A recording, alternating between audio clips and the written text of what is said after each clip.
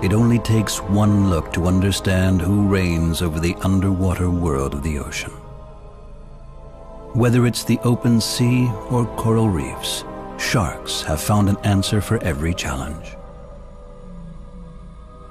In this underwater realm, they are the undisputed kings. Most humans only dare venture into their world with the protection of technology. But what happens if you can only approach them closely by rejecting this protection?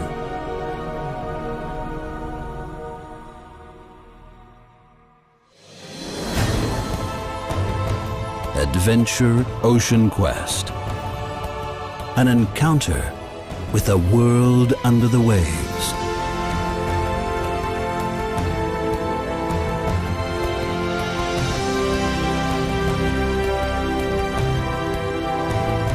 With divers who become underwater beings themselves.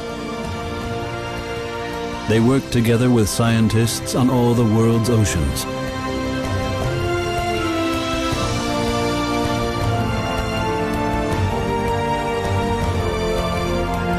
Deep under the surface of the water, without a sound and without a breath.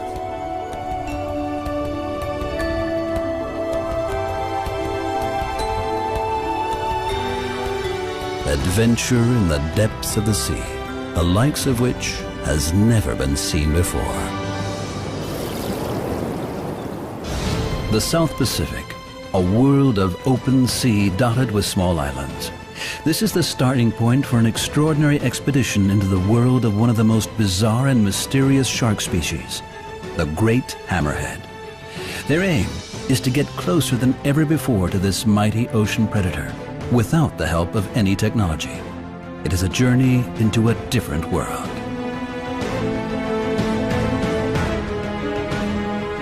The hunt for scientific insights takes courage, skill, and self-control, and a deep fascination with nature.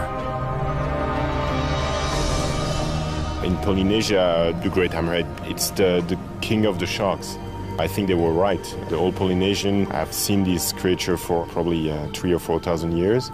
There is something about its presence in the water. So yes, for me, it's probably the king of the shark as well. Moorea, an island in the South Pacific that captures the essence of a tropical idyll. Green volcanic peaks provide an unrivaled view of the surrounding ocean. French underwater cameraman Christian Petron and two of the best freedivers in the world are about to embark on their mission. The Belgian diver Frédéric Bouilly holds several freediving world records. And the Canadian world-class freediver William Winram will work closely with Fred as his safety diver. Every island in French Polynesia offers a unique world, but they all have one thing in common. Turquoise bays conceal colorful coral reefs, and the sea forms a major part of life for local people.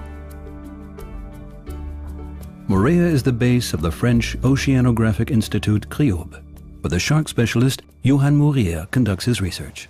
Hi Fred, Hi, welcome Johan. to CRIOB. Ah, thanks. Good. We go? We go. Johan Moorea specializes on lemon sharks and uses some interesting techniques that can also be used to study other types of shark. You also have planned to work with other species somewhere else. What's the next step for you? We will go to Rangiora and try to tag some hammerhead. Mm-hmm. And this is a species that is usually found in Rangiora, but it's very difficult worldwide to find this shark. And nobody knows what they do during the year when they're not in Rangiora. They might be traveling or maybe spending time in open water like oceanic white tips or something.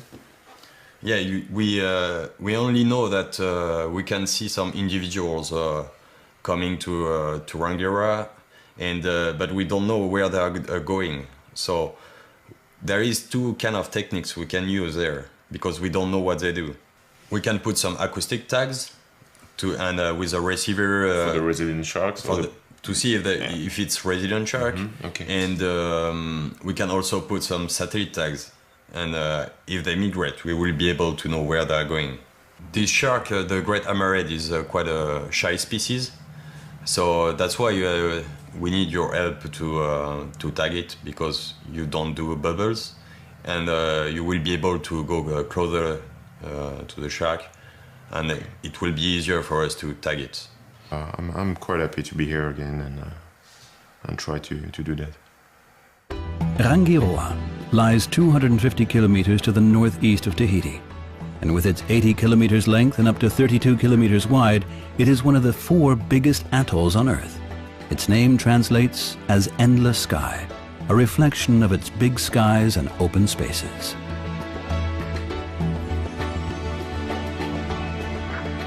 About 2,000 people live on the biggest of this coral island chain, which is dissected by hundreds of small channels.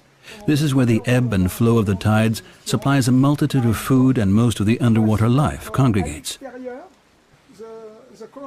This will be the diver's starting point. We will attract some big sharks with a bait, and we will see what happens, but we hope to see maybe hammerheads and maybe tigers. So we never know what to attract, but we hope to see big sharks. The weather isn't on the side of the divers. Wind creates waves and difficult currents. Clouds darken the otherwise bright underwater world. But still, the sheer diversity of the underwater world at Rangiroa is impressive. A massive shoal of humpback red snappers is having a rest after the exertions of their nighttime hunting. They are predators, but during the day, they congregate in large shoals to seek protection from bigger hunters.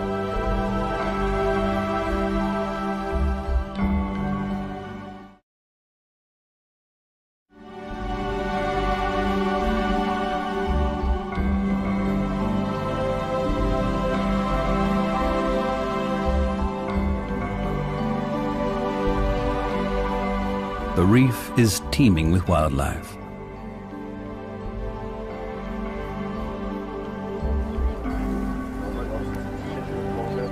But there is no sign of great hammerhead sharks. In the wide expanse of the South Pacific, it's like looking for a needle in a haystack. Again and again, the freedivers go down to look for them. They have to remain vigilant. Other sharks are ready and waiting. Gray reef sharks.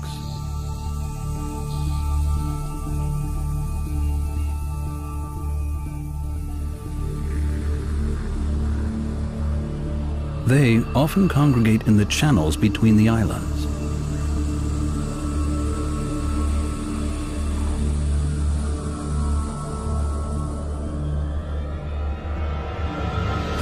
Gray reef sharks are generally curious but not aggressive towards people.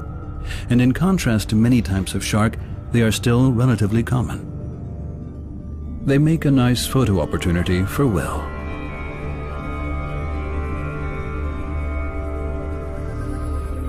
Growing to a length of about 2.5 meters, they can dive to an impressive depth of around 300 meters in pursuit of prey. For the team, they're a good sign. These sharks are not just hunters, they're also prey, and their predators include the great hammerhead. Perhaps their presence means that the team have a good chance of finding their shy targets after all. This shark has already been a target of humans and has lost his dorsal fin.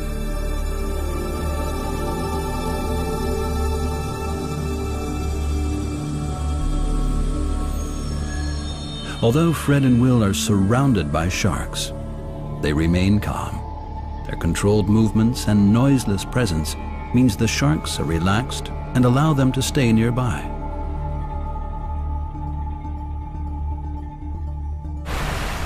But bad weather means it's too dangerous to stay in the water.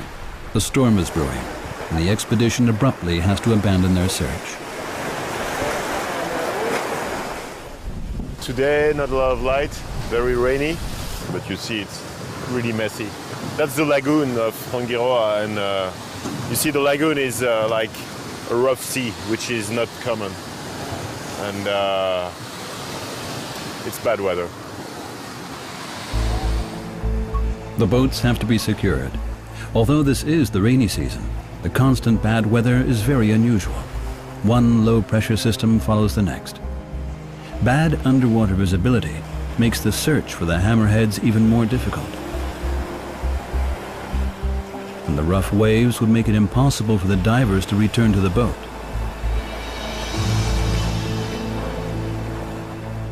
But there is a glimmer of hope. The weather forecast for the next few days sounds reassuring.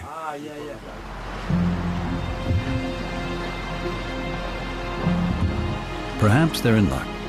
The weather clears up.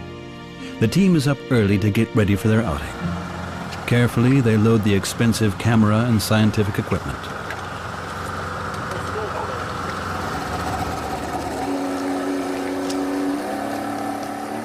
Their destination is the outer wall of the reef, where a channel opens from the islands into the open sea. It's the beginning of a long day.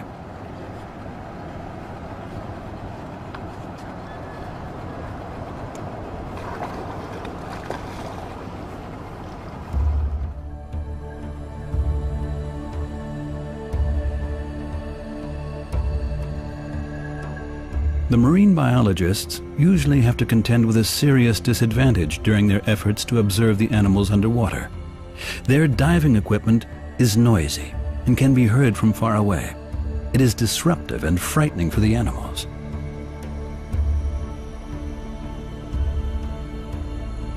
Freedivers, on the other hand, glide noiselessly through the water.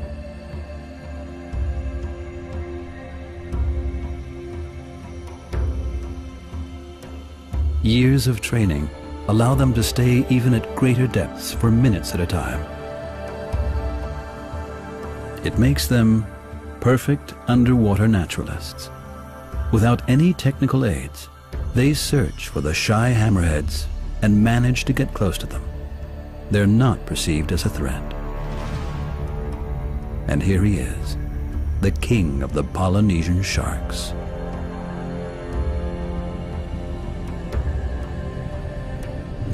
It emerges as if from nowhere and quickly disappears again.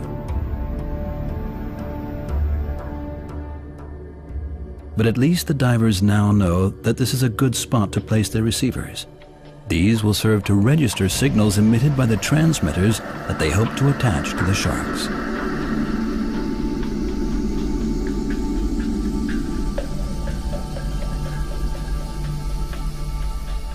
They install a concrete base at a depth of 25 meters to anchor the receiver.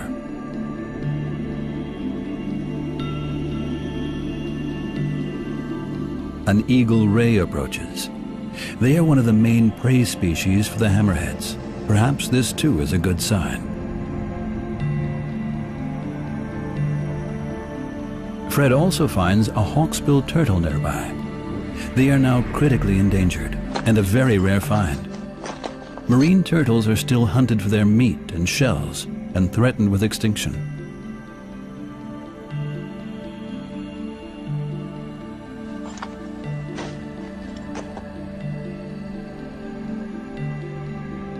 They are usually very shy, but this one doesn't seem to feel threatened by Fred's presence. It's busily looking for food, mainly sponges that live amongst the corals.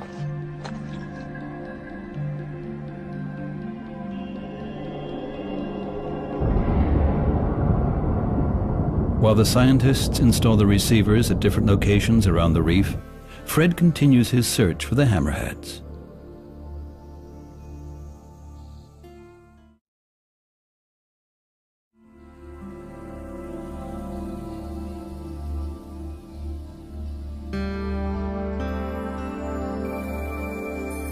But since his brief encounter, he's not seen any sign of the predators. But there are other types of shark everywhere. The divers have to stay alert at all times. The receiver is installed very carefully. Hopefully, it'll record valuable data for the next 4 years. Silvertip sharks emerge from the depths of the ocean.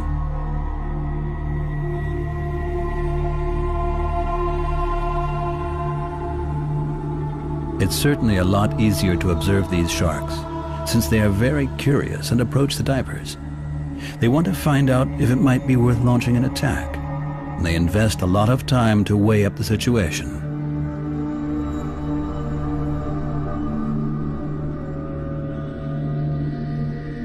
Fred and Will don't take the situation lightly and stay very alert. They make sure never to turn their backs to the predators. As long as they can maintain eye contact and don't give the sharks the chance to launch a surprise attack, they're safe. The sharks will not take the risks of attacking an unknown adversary without the element of surprise.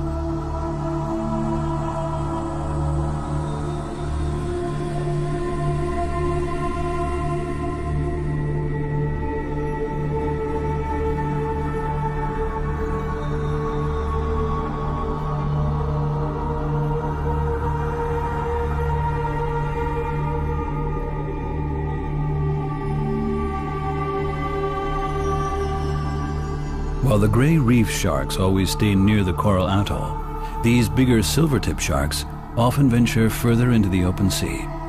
The outer reef area is their preferred habitat.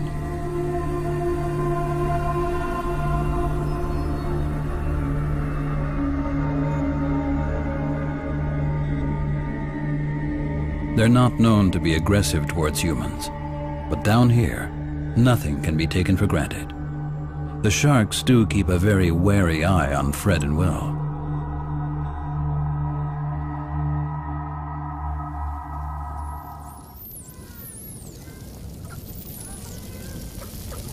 Then, the divers receive other visitors. Mammals, just like themselves. Curious and playful in the weightlessness of the ocean, they come to investigate the divers.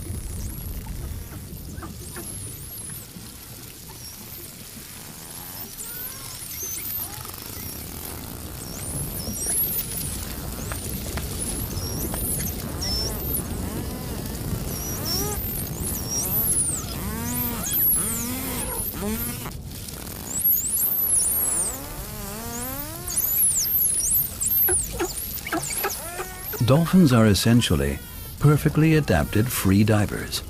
They can hold their breath for up to 15 minutes and reach incredible depths of up to 300 meters.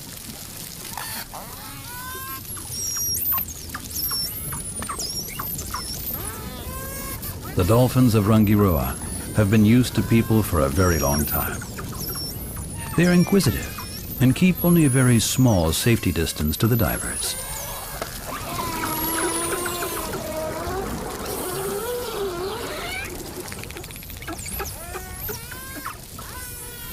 Humans have always been fascinated with the dolphins' playful group behavior and curious nature. And while many shark species also prey on their own kind, dolphins are very sociable animals.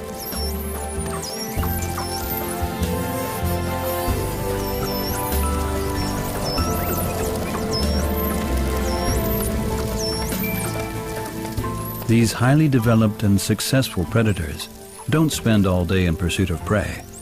Dolphins have time to play and to enjoy life. For many people, they represent an ideal lifestyle, free and full of a love for life.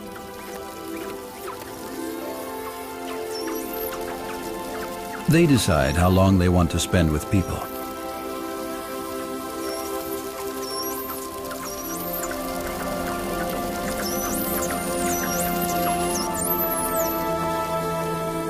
Then, they vanish again in the wide expanses of their underwater home.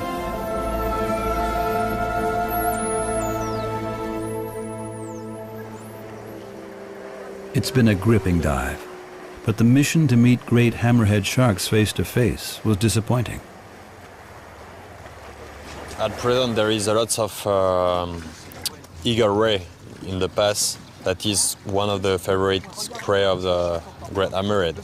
And maybe the sharks were not very excited because they already have eaten many prey and are not hungry yet at the moment. So we'll see to try again and maybe get back attack shark. Yeah, all the boats find tiger sharks and hammerheads, and we find silvertips, which for me is my first time with the silvertips. And they're cool, I like them. But they are That one was just like a Galapagos. Coming behind and you turn around and he's like, it's their South Pacific cuisine. Yeah. I was not there. So, still there's a lot of life here. No, yeah, it's beautiful. Huge amounts of fish. Huge, Yes. huge. So, it's a nice experience. No, it's good to be in the water. It's just sad they don't find what we need. Yep. Time for a well-earned rest while waiting for better weather conditions. The South Pacific continues to present itself from a side that isn't exactly the way it's portrayed in travel catalogs. The divers use their free time to look at a receiver that Johan has recovered from the seabed. So now we have these 2 sharks data. There is an interesting pattern.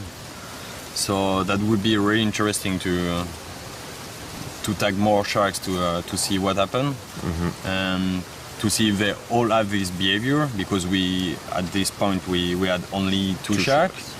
So they seem to stay in this area until February, and to tag with acoustic, both with acoustic and satellite tags, we could gain more information about their behavior. Ideally, 2 tags on each shark would be good. Yeah, this is a satellite tag. So on this tag we have different sensor that will store information about the temperature, the depth of the shark, and also the light. And with the light you can, with algorithms, Determine the position of the shark. determine the position of the shark. And so we can, usually we put this for different months, like usually it's better to put like 5 or 6 months of data, and after you get this whole information when the tag is detached.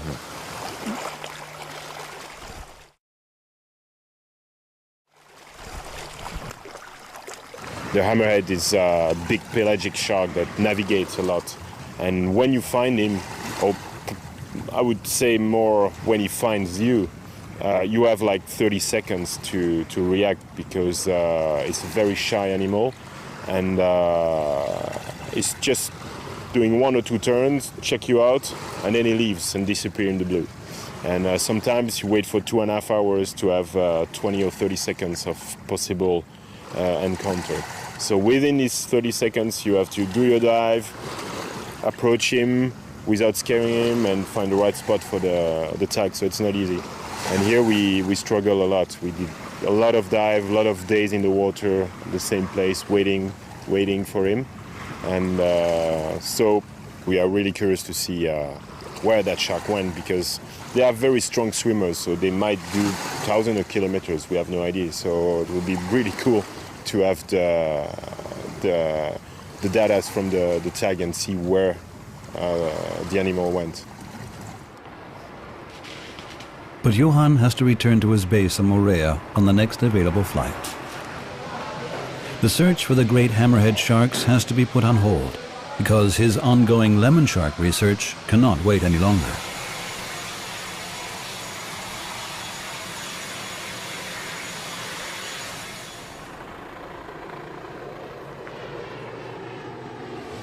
Fred and Will join him again on Moorea. But first, they plan a visit to a very special place on Rangiroa, the Blue Lagoon. It is a protected area, and plans to build hotels and tourist resorts were thankfully never put into action.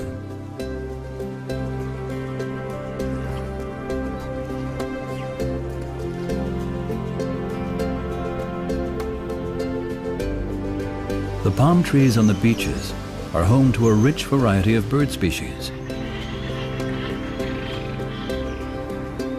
It includes a number of terns like blue and black noddies.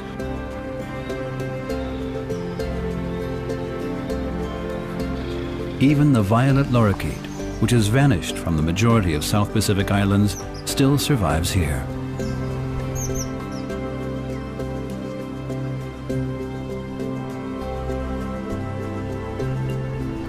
The Blue Lagoon is also a nursery for black-tipped sharks. In this sheltered bay, they have little to fear and grow up in relative safety.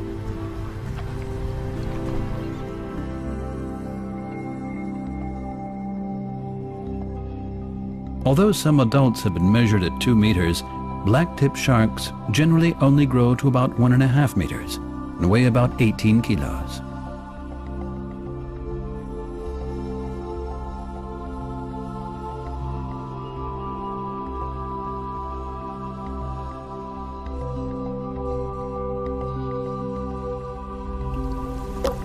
There are only a few places left on Earth where animals are left in peace from tourists and protected from hunters.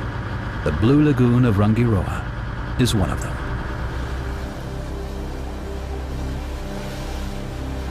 Fred and Will return to Moorea to join Johan in his work with lemon sharks.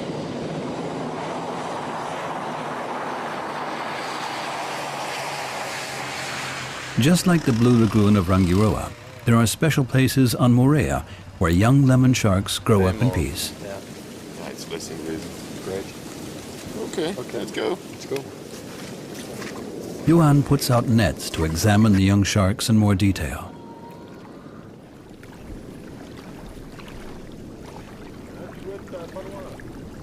How long will they stay in here before they're big enough to go out to the outside of the reef? Do you think? We don't really know, but I'm sure they still staying for maybe 1 year. Yeah. I have a sample, an individual for 2 years on the same site. Ah, okay. So we sample the same individual. But I think when they are growing, they are expanding their home range. And the home range is growing, and they will go further and further in the lagoon. But they still come here to protect. I think they're still coming in this area to hunt or things like this.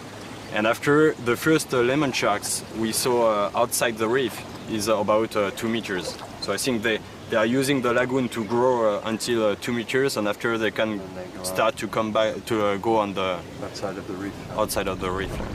The researchers capture some of the young animals to study their development in detail. The shark's yellow or olive coloration now becomes obvious. It is a kind of camouflage against the reefs and sandy sea bottom of their home range. So here we have a female. So I will just need help to carry the shark. We have here, look, we have the umbilical scar. So it's a new individual. It's just born like months ago. Okay. Will, can you grab it? Ouais. Be careful your hand. I will do a giant example. Okay.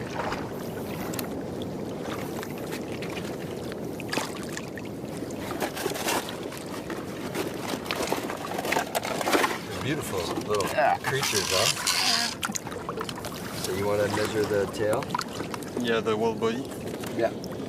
At birth, these sharks are about 60 centimeters long, but by the time they reach adulthood, they will have grown to around 3.5 meters. Adult lemon sharks may look threatening, but lethal attacks on humans are unheard of. Okay. So it's 69 centimeter. Now I will take a genetic sample. Taking it from here, from the tail. Big mouth. Yeah. Relative to their little body, yeah. Oh, shit. Okay. Let me, Oh, he's okay. Don't worry. Enfin, peut-être tu peux le refaire, enfin sans couper, mais juste.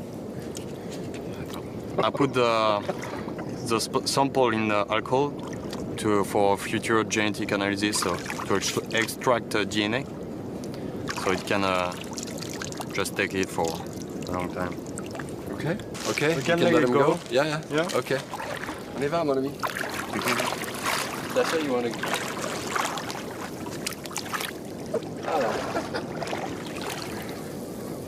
It's beautiful. It's Yeah, like the big one, but in small. Huh? It's, Yeah. really look like the real Beautiful thing. little creatures. Their eyes are amazing. Adult lemon sharks are only found outside the bays of Moorea. The crew gets the necessary equipment ready for their dives the next day.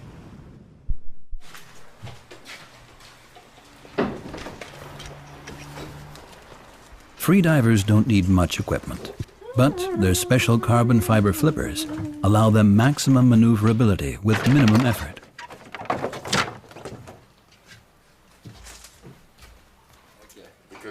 In order to tag the sharks, the freedivers use modified harpoons.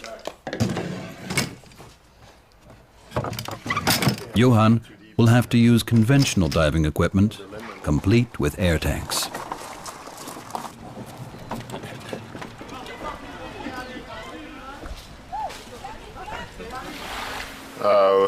For tagging, I always use a modified Spirion. It's a special shaft modified to insert the dart of the tag in the shark. But otherwise, the Spirion is a regular Spirion. It's just the shaft that is modified. The team is aiming for the outside of the reef surrounding the island.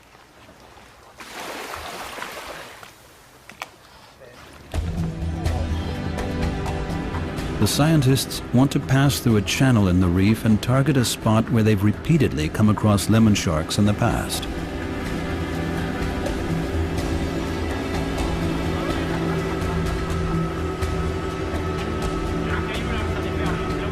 Here we really have to be careful to tag the shark after he passes you. Okay, so like from the side, the back side of the shark. So when you tag it, when you will start, because he feels the shaft and the tag inside him, he will run away. And if you tag it when he's facing you, he might run away and feel trapped and maybe try to bite you. So always have the shark passing you and then tag it so he can just run away in open water. That's very important. Christian Petron will follow the freedivers at a distance. They can't afford to have any disturbance to their work. It is simply too difficult and too dangerous.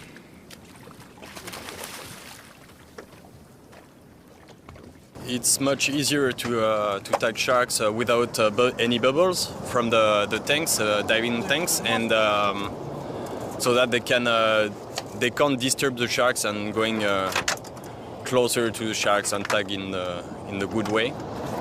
And so I will show Fred which shark to tag, and he will try to tag it. We try to tag a resident shark. Today it's a resident female we are looking for, and so we hope there is a resident female underwater.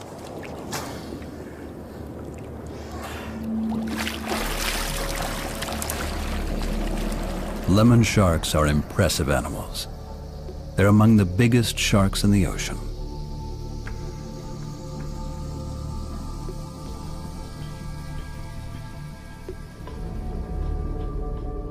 The divers' work starts with trying to get the animals used to their presence.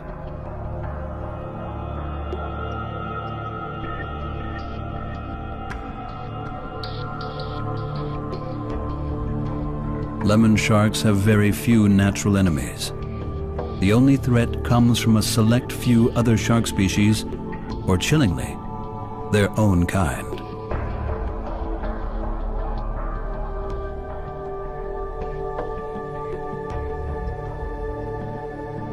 Other kinds of shark are also inquisitive and approach the divers. They are gray reef sharks and blacktip sharks.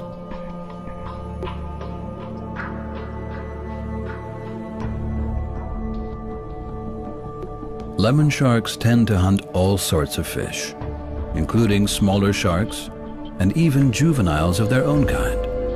But stingrays, crustaceans, octopus and squid are also on their menu. But although the freedivers can get close to the animals, the real test is to get the right angle for a successful shot near the back fin. Johan stays at a distance and takes photographs of the animals for his database.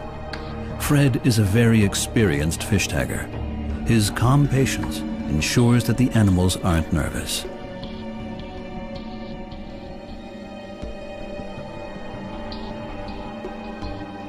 Only a calmly swimming shark can be harpooned with precision. Frightened animals will quickly disappear, or worse, aggressive animals could launch an attack.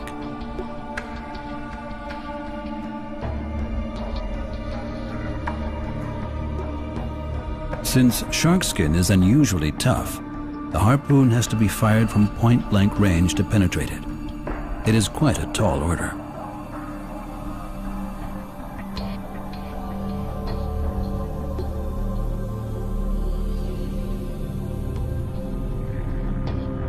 Again and again, the free divers select a target, but decide not to shoot at the last minute to avoid accidentally injuring the animals. Johan checks the receiver. 4 years underwater is a long time.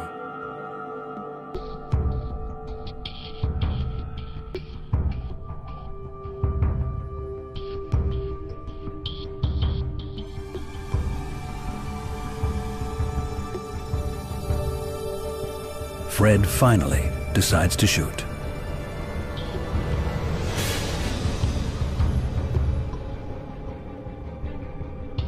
The transmitter is well placed. Johan documents the tag.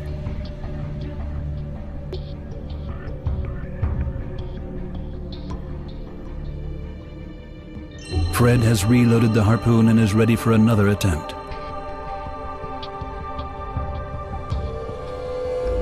He's in luck. A big female makes for an ideal target.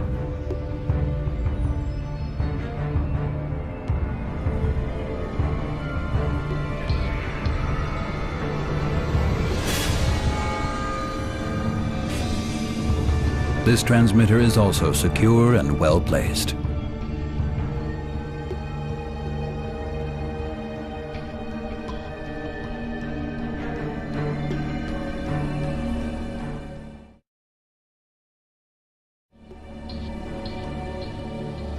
In the next few years, the researchers will find out where the lemon sharks spend their time around Moorea, if they have a preference for certain locations, or if they spend their time spread right around the atoll. Johan passes the next transmitter to Fred.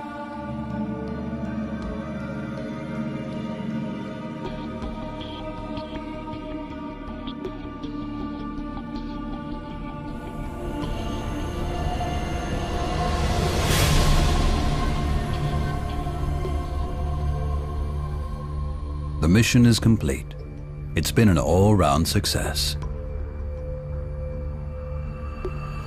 For Fred and Will, this was not a difficult operation. But that will be quite a different matter when it comes to the great hammerheads. Even just tracking these sharks is a serious challenge.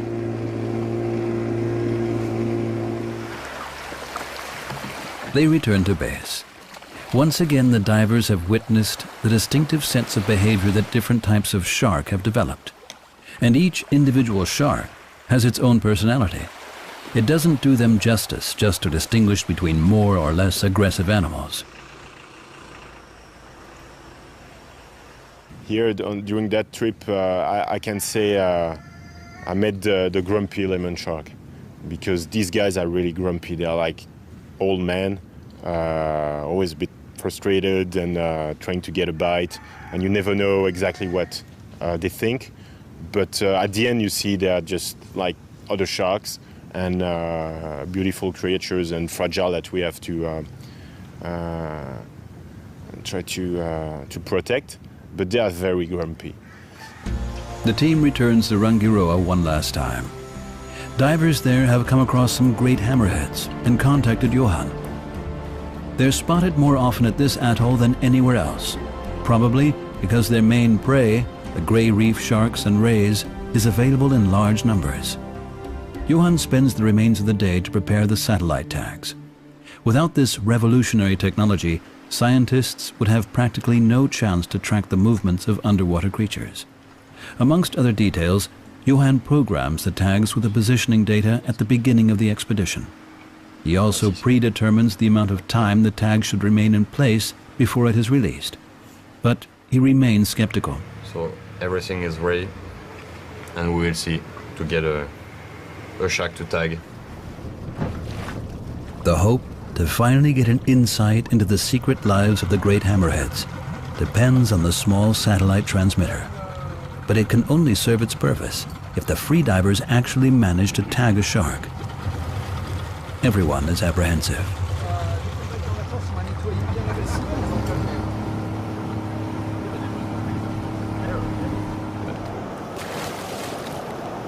We just have to be at the right place at the right time. I think it would be difficult for them to tag it, but hope they will have the chance to do it. We do our best.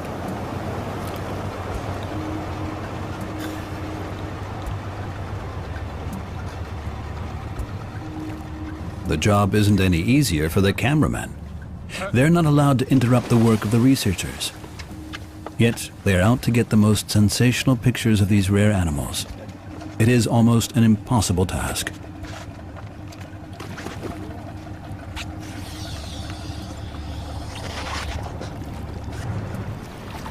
And to have any chance at all of succeeding in their mission, the freedivers need help. The shy great hammerhead sharks have an exceptionally well-developed sense of smell. So Johan has resorted to using a bait fish, a dead reef shark.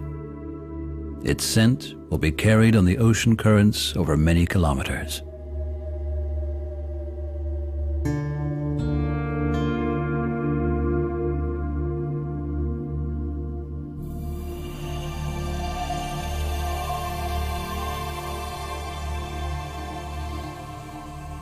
The divers try to remain as inconspicuous as possible and wait.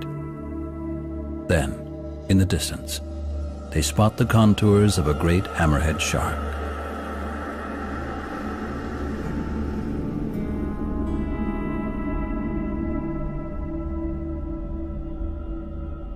Fred remains motionless to see if the animal is going to come any closer.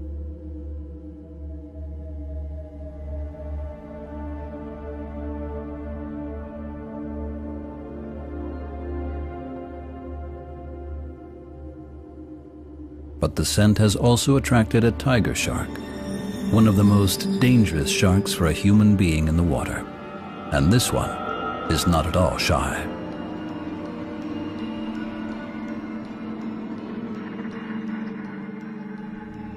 Some of the biggest sharks in the world now gather in the immediate vicinity of the freedivers. Great hammerheads tend to stay close to shore along the tropical and subtropical coastlines of the world.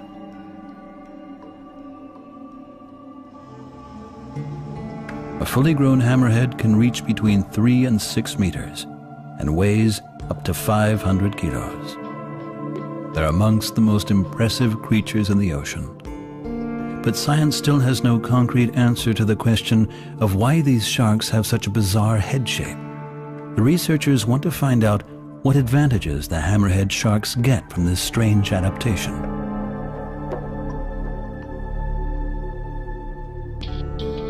Some scientists think it provides aerodynamic advantages. The shape could provide greater stability during lightning-fast maneuvers in the water. Hammerheads have also been observed using their heads to pin rays to the ground before eating them. The extreme width of their heads could make it easier to receive the electromagnetic signals of their prey. Or perhaps the hammerheads are able to build up three-dimensional impressions of their surroundings through their sense of smell.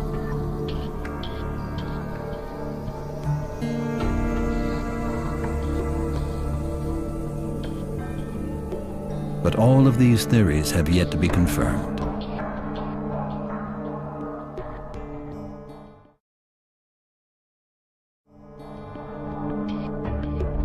Gradually, the hammerhead shark approaches the bait.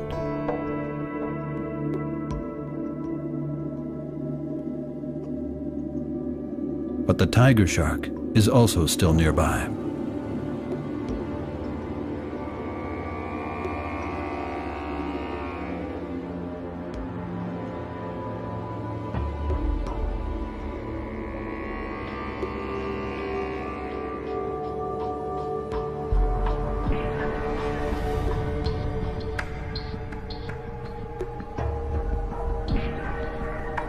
Slowly, the circles of the hammerhead around the bait are getting tighter, bringing the shark closer to the divers.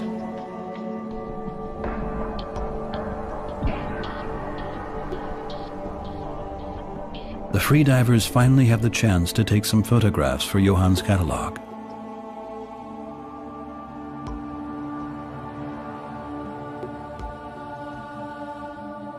Now they're ready for action. Fred collects the tagging harpoon.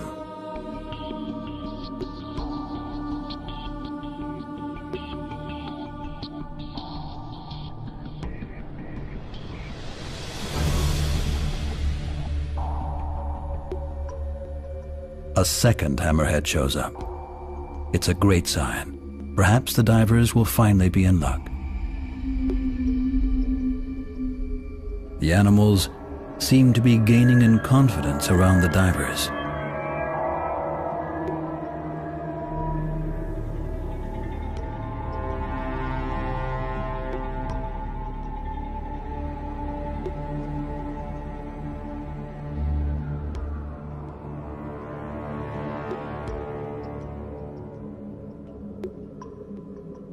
But to be successful in their tagging mission, everything has to be just right.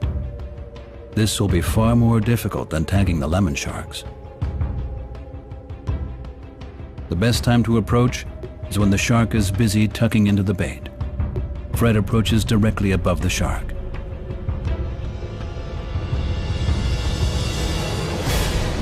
But the tip of the harpoon bounces off the tough skin of the shark.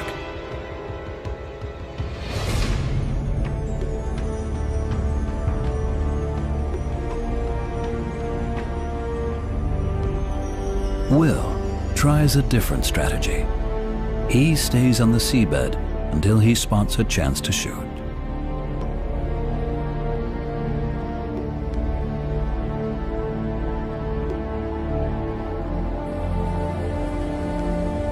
He lies in wait like a hunter.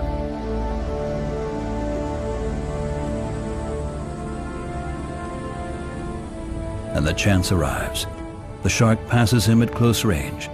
But still, Will decides against a shot. He could easily injure the animal from this angle. They have to get the timing exactly right, and they need a double dose of luck. Eventually, success. The transmitter is secure. A hard day's work for the freedivers. The hammerhead has very tough skin. The first shot, Fred was, for any other shark, perfect position, close enough, but it bounced off. So, and the rush was on to retrieve the tag, reload the gun, replace the tag, and then wait for the animal to return. But the second shot was perfect. It's very difficult animal to work with. They don't come from the direction you expect. But the thing is, it's not arriving upstream like other sharks. It's always, the first time, every time he was on the site, it comes downstream. Yeah, they don't come from the direction the current is flowing. They come from with the current. Every sea creature is coming up current, and these things are going down current. Yeah. So maybe they saw us, feel it before, and do a big turn and come back to get. I think they scent it and they go around and they but come. usually they just go to the source.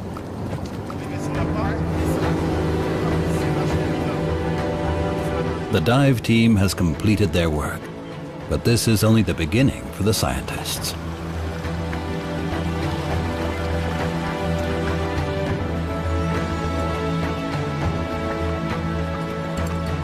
They now have to hope that the transmitter can collect as much data as possible. When it eventually returns from the depths of the ocean, it will cast some light on the secret life of the king of the sharks. Every time you work with a new species, you have to adapt because the shark won't adapt to you, of course. So basically the technique are the same. I use the sinking technique we use in spearfishing, or weighting technique at the bottom. But you always have to trim it because every animal reacts differently. The great hammerhead is very fast, won't stay long on site, turning around. It just satisfies his curiosity and then leaves. Other sharks will stay there for half an hour, and you have a lot of time to figure out how you're going to work with him. So you have to be very, very adaptive. And I noticed that within the hammerheads, they also have different personalities. One was more, I would say, curious about us and stayed a bit longer and came back every 5-6 minutes. He was coming back, but another one just came 30 seconds and left. We haven't seen him. So you really have to be prepared and adaptive. That's also the fun part of that job. But it's probably the most difficult shark to work with, and probably one of the most difficult thing I ever did freediving, to tag that hammerhead. Even though it was in 15 or 16 meters of water, not a long dive, but just the dedication, the timing, the mindset, and all that, putting everything together. You had a lot of current that day, and also being able to have a camera not too far. It was very difficult to put everything together for success. So it was probably one of the most difficult things I did freediving.